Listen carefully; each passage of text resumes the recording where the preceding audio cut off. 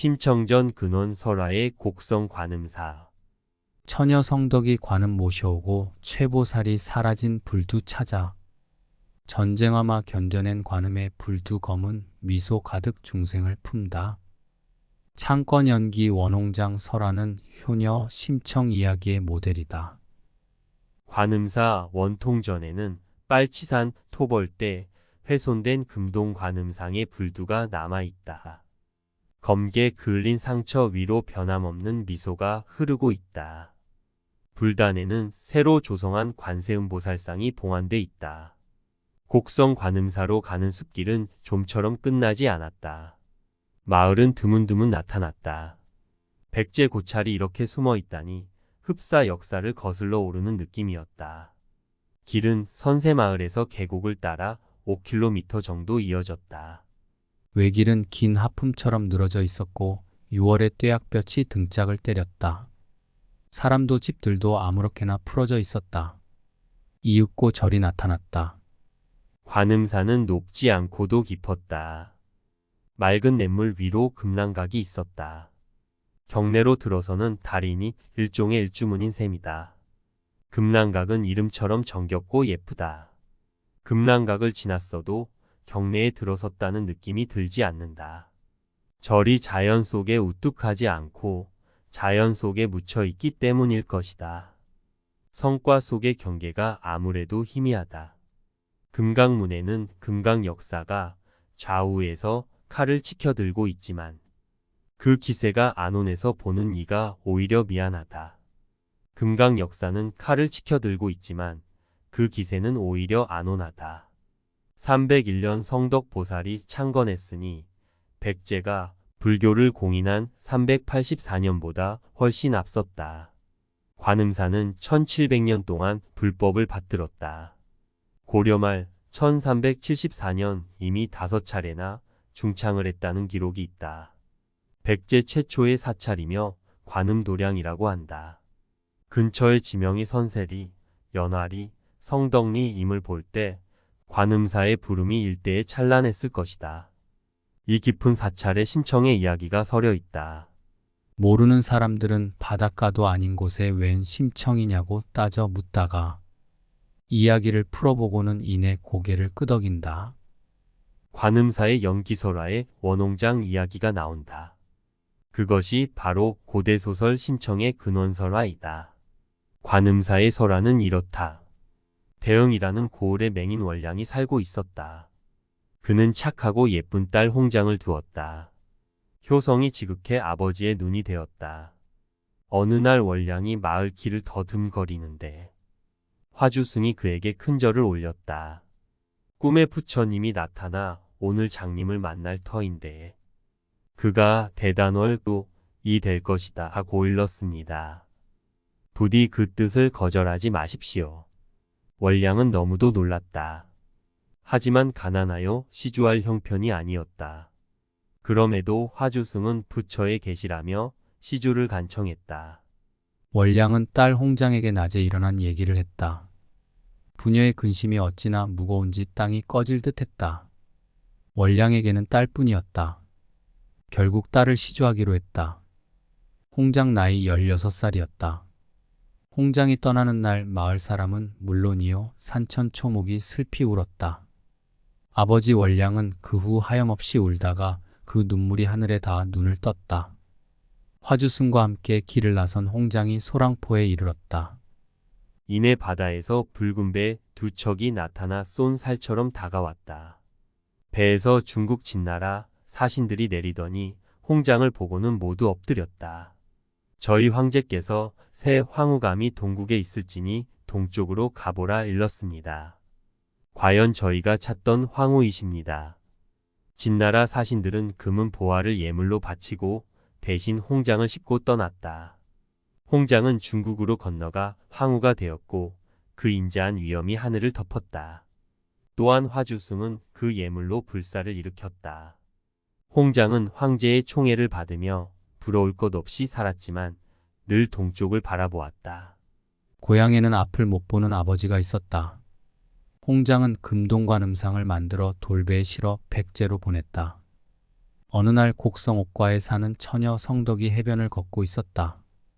나간포 지금의 보성 벌교 근처였다. 그런데 멀리서 돌배 하나가 해안가로 밀려왔다. 뱃속에 빛이 가득했다.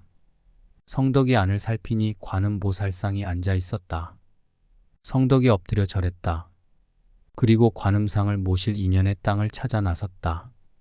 관음상을 업었더니 처음에는 깃털처럼 가벼웠다.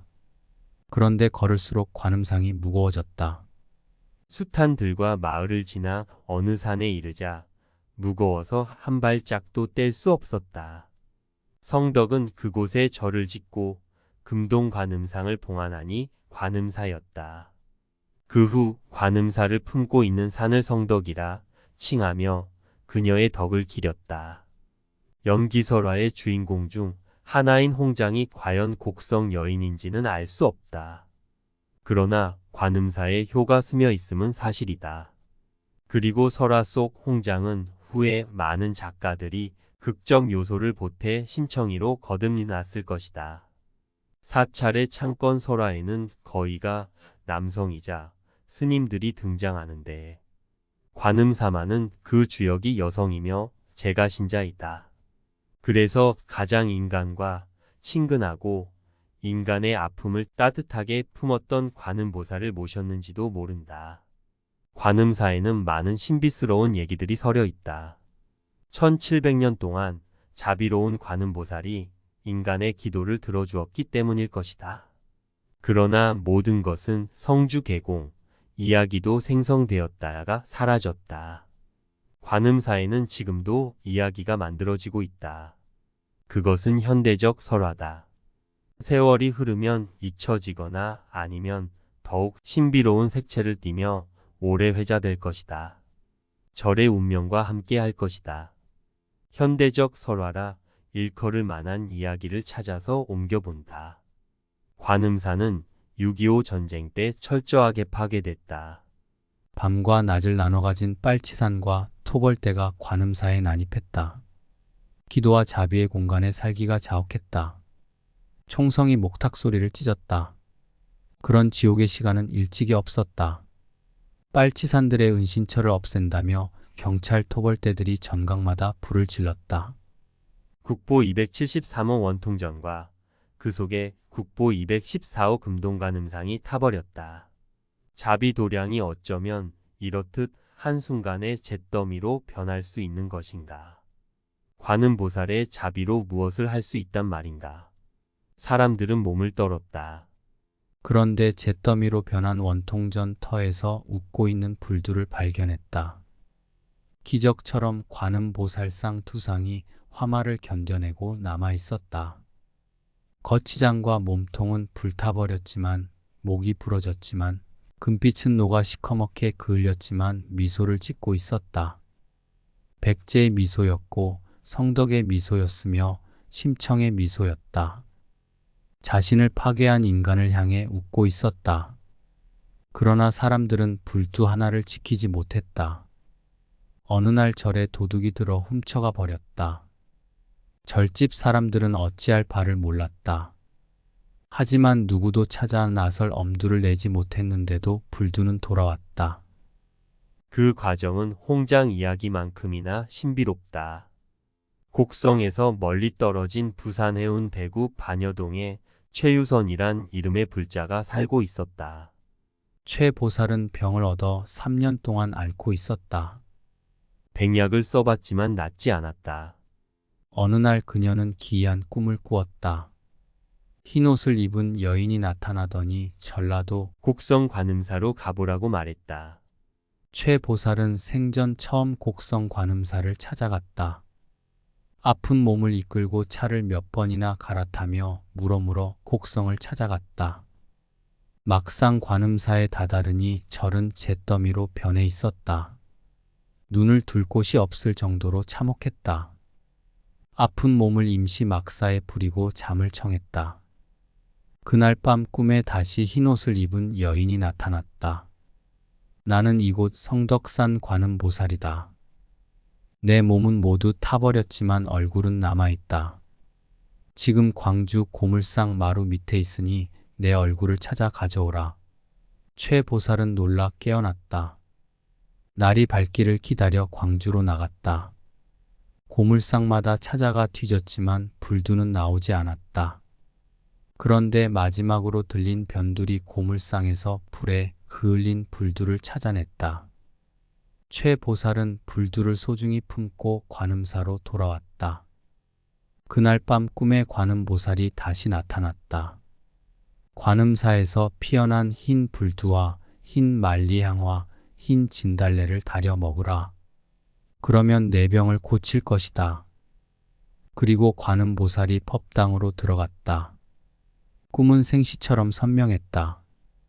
최 보살이 일어나 관음사 주변을 살피니 흰 꽃들이 피어 있었다. 잿더미에서도 눈부시게 희었다. 최 보살의 병은 물론 씻은 듯 나았다. 사람들은 그 얘기를 듣고 탐복했다. 그 옛날 처녀 성덕이 관세음상을 업고 왔듯이 이제 최 보살이 도난당한 불두를 찾아내 모셔왔다. 관음사 원통전에 들어가 엎드리면 새로 모신 금동 관음상이 내려다보고 있다. 그 옆에서는 목이 부러진 채 시커먼 불두가 웃음을 짓고 있다. 검은 미소, 모든 표정은 태워버리고 단 하나 남은 미소. 저 미소는 과연 인간에게 무엇인가? 번쩍거리는 위험의 새 금동 관음상과 이제 미소만 남은 시커먼 불두 사이는 무엇인가? 대요 스님은 지난해 8월 관음사 주지로 왔다. 첫 법회를 열었는데 참석자가 단 2명이었다. 천년의 관음 도량의 관세음보살의 자비로운 미소가 살아있는 제일 도량임에도 그랬다. 지금도 10명 남짓 모인다. 관음사 경내는 거의 비어있다. 한때 80여 개의 전각이 들어서 있고 절이 번창하여 관음사에 가면 연락부절이라는 말이 있었단다. 그 영화는 사라지고 마지막 그을린 불두의 미소로 남아있다. 그렇다고 간절한 인간의 기도를 어찌 외면할 것인가? 관음보살은 인간의 모든 소리를 듣는다고 하지 않은가?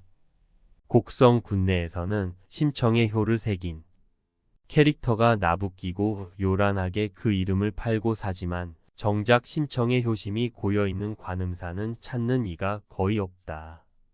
절에도 흥망성쇠가 있다. 절은 그대로 있지만 사람들이 들어오고 떠나간다. 관음사는 지금 가장 외롭다. 그래서 가난하다. 수행을 양식으로 삼지 않으면 살아갈 수 없다. 그런데도 대요 스님은 이런 절이 남아있어 다행이라고 했다. 물질적으로는 궁핍하지만 새 속에 물들지 않고 절이 자연의 일부가 되었으니 빈 곳이 오히려 충만하다고 했다. 관음사에는 낮에는 온갖 희귀새들이 찾아와 울고 밤에는 온갖 동물들이 도량에 나타나 활개를 친다. 감히 부처님을 올려다보기도 한다. 빨치산과 토벌대가 밤과 낮을 나눠 가졌듯이 이제는 새와 동물이 관음사의 낮과 밤을 나눠 가졌다. 관음사는 정녕 평화로웠다. 그 속에서는 인간이 비로소 인간으로 돌아오는 느낌이 들었다. 관음사에는 1700년 동안의 이야기가 스며 있다. 이야기도 윤회를 할 것이다. 흐르다 세상 어디에선가 다시 피어날 것이다. 관음사에 들리면 원통전에 엎드려 보시라. 온갖 기도가 스며 있는 불필요한 것들은 모두 닳아 없어진 그래서 가장 자애로운 검은 미소를 보고 오시라. 그러면 오늘이 충만할지니. 관음사 사적기를 접한 만에 한용운 선생은 소스라치게 놀랍니다. 우리나라 고대 소설 심청전과 내용 입한 박이었기 때문입니다. 사찰의 사적기는 약간의 과장은 있겠지만 이야기의 토대는 팩트를 근거로 하기 때문에 관음사 사적기대로라면 효녀 심청은 실존 인물 원홍장이라는 이야기가 됩니다. 선생이 한자어로 씌어진 관음사 사적기를 한글로 번역하여 발표하면서 심청전이 곡성에 위치한 관음사에서 시작되었다는 것이 널리 알려지게 됩니다. 어람관음은 33관음의 하나로 법화경에서 손에 물고기가 가득 찬 바구니를 들거나 혹은 큰 물고기를 타고 있다 하며 나찰, 동룡, 악귀의 해를 제거하는 공덕이 있다고 여긴다. 당나라 시대의 한 물고기 장수의 아름다운 딸이 보문품을 수지독송하는 신자에게 시집을 갔는데 이 미녀가 관음의 화신이었다는 설에 근거한다. 어람관음 신앙은 중국의 송대 이후에 널리 유행하였다.